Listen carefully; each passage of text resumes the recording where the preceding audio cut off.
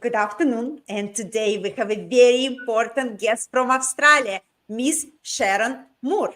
She's an author of the book I love called Sleep-Wrecked Kids, but now been translated to a lot of languages. And since the intricate topic of sleep, important for me as well as for my audience, we would like to know more. So good afternoon, Sharon, even it's a good morning in Australia. Good afternoon, Dr. Sokolina. Thank you so much for having me. And yes, it is morning here in Australia.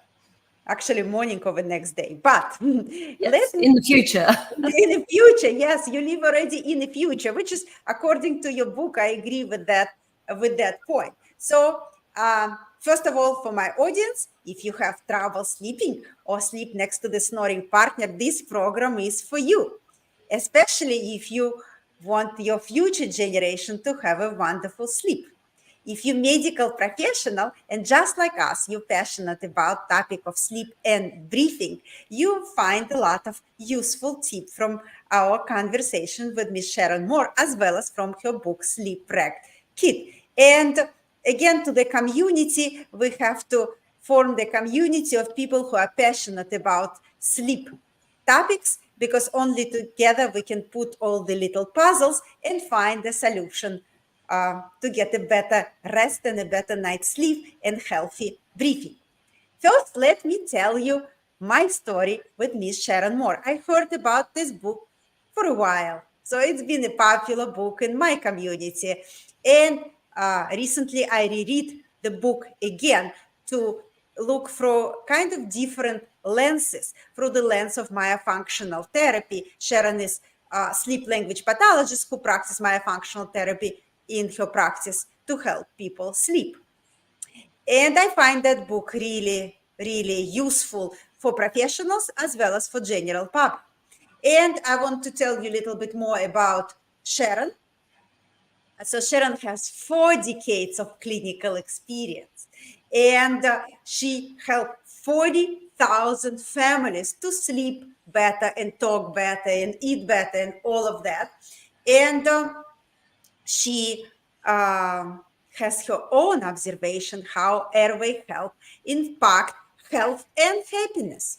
So she create, special program what she educate people as well as with the practical exercise, help them to develop soft tissue, hard tissue, to be able to breathe and sleep better through the lifetime. So we would like to know, how does it happen? What inspires you to practice in the way you do? To have kind of intersection between speech pathology, myofunctional therapy, and sleep disorders. It is such a great question. Thank you for asking that. Look, there's many, many different reasons. And let's start with, yes, I have been doing clinical work for 4 decades as a speech pathologist, but in my undergraduate degree of speech pathology in Australia, we actually learn from dentists and orthodontists. And at that stage, speech pathologists, dentists and orthodontists all work together. And then it was dropped from the curriculum, and I don't understand why, but I do know that the orthodontists who used to teach us are confused by that as well. Be that as it may, in America in the 1950s, Dan Garliner, a speech language pathologist, was working with orthodontists, and he then published articles and book chapters on the importance of the way the muscles work, the function of the muscles in the airway in relation to the work that dentists and orthodontists do. So I guess my interest started there, and along my clinical career, I've always looked at the importance of the mouth, face, and throat muscles. So there was that connection. And in the last 10 years, though, I became very, very interested in sleep medicine. And the more I read about sleep and the important role that it has in our health, but particularly with young children. And when kids aren't getting the right sleep, it impacts their learning, their focus, their memory, their pretty much every domain of their development. And as a speech pathologist, I started to wonder how I could even be an effective therapist when the very things that they needed to learn and to develop were being undermined by poor sleep. So there was that connection. The next connection really came with that research from my speech pathology colleagues in Brazil. And their research was showing how myofunctional therapy could improve sleep apnea by 50% in adults and 62% in children. And so I started to understand a connection with the work that I was doing in the daytime, but that it's a 24/7 problem, that, breathing doesn't stop in the day, but that breathing, in fact, goes all the way through the night as well, and that there was a role for speech pathologists in helping that. So that's, I guess, that does that answer your question? That intersection? Yes, this is the intersection. So you actually you were one of the brilliant professionals who were able to connect the dots. And now I really enjoy your book, and I'm so proud that your book was translated in so many languages. We see on the screen Korean and Japanese. And please give us in a short words, what key message you want parents to get from reading your book? Okay. The key messages, well, number one for me is that kids deserve to get the sleep they need every night to be healthy and happy. That's number one. But equal number one is that parents deserve to have that science right at their fingertips so that they understand, why sleep is important, because many still don't know.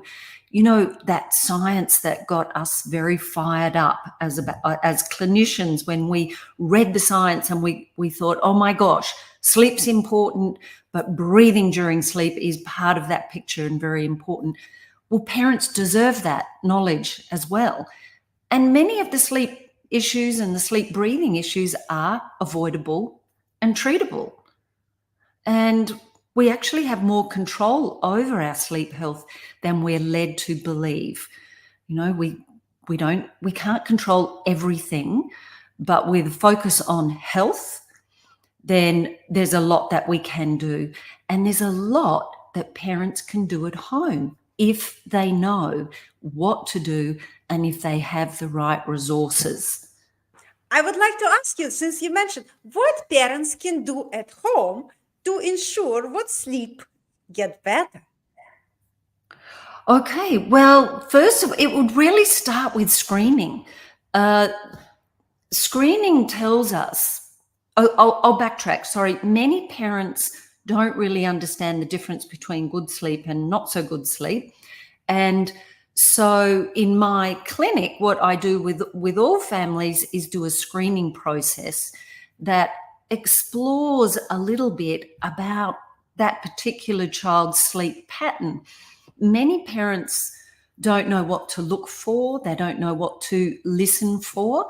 And so I usually start that with a simple 4-question discussion or conversation. And the first question is, well, did your child get the right number of hours of sleep for their age? And they would answer yes, no, or I don't know. And then I would ask that question, did your child have quiet, uninterrupted sleep for the duration of the night? And they would say yes, no, or I don't know. Did your child wake refreshed? And the fourth question is, did your child manage those natural energy peaks and troughs during the day? And so those 4 key questions help me to understand if, in general, that child's sleep is okay and not to worry about it. But if there's any no or I don't know, that tells me that we need a little bit more education and support for the parents, and also to dig a little bit deeper. So we have a number of other screening methods that I would use in my clinic to explore a little bit deeper what's going on in a child's sleep. I would like to ask you, what would be the red flags, what parents should pick up if child doesn't sleep well or sleep well? What would be the indication, what should draw the attention of the parent? Okay, this is the red flag. That shouldn't be like that. Well, if they're not getting enough sleep hours for their age, that's a red flag. So the sleep formula is that a child would get the right quantity, that's the number of hours in a 24-hour period of sleep, and the right quality. The quality means quiet, uninterrupted sleep for the duration of the night, where a child wakes refreshed and then manages their energy well during the day. Then there are natural energy peaks and troughs for all of us during the day, and we're really looking to see if a child is managing that. And so those 4 questions that I shared with you are the way I probe that. But if I wanted to look deeper, if I thought there was a problem that might be caused by a sleep disorder or something that a medical expert would be required, their opinion would be required, then we would dig a little bit deeper and find out, what might be disrupting their sleep. Do they have nightmares or night terrors? Are they wetting the bed? Do they have fidgety legs? Do they toss and turn all night? Do they wake up in a messy bed in the morning or on the wrong side of the bed? Do they have trouble getting to sleep or staying asleep? Do they wake up and then not able to go back to sleep during the night? They're all signs that a child's sleep is being disrupted for some reason. And the signs that breathing might be part of what is disrupting that child's sleep are noisy or audible breathing, like snoring. But snoring is not always that typical vibratory sound that we all think of snoring as. Just audible breathing you can hear. We shouldn't be able to hear it. Good breathing is silent. Or if a child is waking at odd moments with a gasp or a startle, or if you can see chest and body movements with breathing as if it's hard for the body has to work hard for breathing to happen, night sweats and breath holding and bodies in odd positions, drool on the pillow, mouth breathing, teeth grinding, they're all signs, features of a child's sleep that might indicate there is an issue there to look into. I would like to ask you, what would be practical steps what parents can do to improve the child's sleep? Okay, well, one of the first things that we would do is look at sleep health practices. And there are things in the book, in Sleep Wrecked Kids, I used the term disordered sleep or out of order sleep, because when I spoke to parents in the clinic, that's what made sense to them. But it's really referring to how is the sleep environment set up, what's happening with sleep routines, and what is happening with sleep behaviors. And so I would give some resources to the parents on how to set up the ideal sleep environment, or I would direct them somewhere online, or I might direct them to a behavioral sleep pediatrician or to a psychologist if that was needed. But there's an awful lot of things that parents don't know about sleep that can make a big difference. For example, in the environment, it needs to be dark and it needs to be quiet. And the temperature, there's an ideal temperature. We don't want kids too hot or too cold. We don't want them hungry, but we don't want them full, and we don't want them to eat too late. And we want them to feel safe like very, you know, a safe and nurturing emotional environment, and that physical space that they're in, not cluttered. So there are all those sorts of things that parents can do. They can make little changes at home that can make a very, very big difference. And here I'm thinking about a little girl who was 3, and she was in my care a number of years ago now. And she came in because she was language and speech delayed, right? And as time went on and therapy was a little bit slow, I started asking more questions around the sleep. And we discovered that every night, this little one would be put into her bedroom to go to sleep with the bedroom light on. And it was a bright light. It was just a bulb of a light. It didn't have a lampshade or anything. And so it literally, that bright light would switch off this poor little kid's melatonin hormone release, and she just couldn't get to sleep. And so that was literally a quick fix. As soon as mum started dimming that light progressively over time, this little poppet started going to sleep really, really well. And her behavior changed and her communication development accelerated really quite. Oh, that's a beautiful story. And, you know, I really admire, you know, simple things what can change sleep to the better. And I think a role of myofunctional therapist what can significantly change the life of a young individual or older individual. So my last question, what's your vision? How can you put myofunctional therapy or advice to all of us professionals, how to put it on a map of healthcare? What should we do as a community to change that practice? Yeah, I mean, it's such a brilliant question, actually. And it's the question I hear many dental professionals and allied health professionals who understand myofunctional therapy, I hear them ask this question a lot. And I think that the first point is really about education. It's how do we educate our colleagues of the importance of myofunctional therapy, but more importantly is how do we help parents understand it? Because we're taught that the way we breathe and the way we eat and the way we speak, that it just happens, right? It is just the way it is. All right. But we actually have control over that. We have much more control.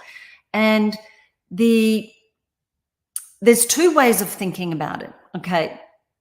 The first one really is we can optimize the way the muscle systems are used for breathing, eating, and speaking.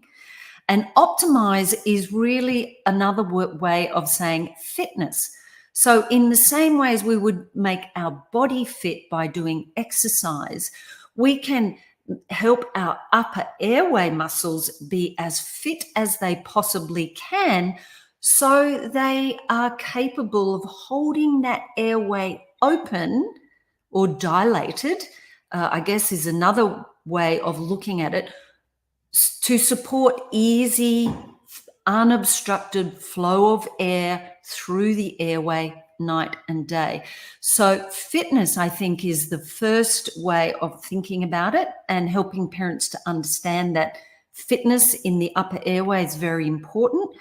But the second part of it is recognizing what are the signs that airway fitness is not happening. When is there a dysfunction or a disorder that we can fix? And our aim would be to recognize it as early as possible and then treat it. And we can do this with little kids, actually. There's a lot that we can do with preschool children that some people would never imagine that we can do. But kids, I think that age group 3 to 5, it's totally and absolutely the most fun age child to work with.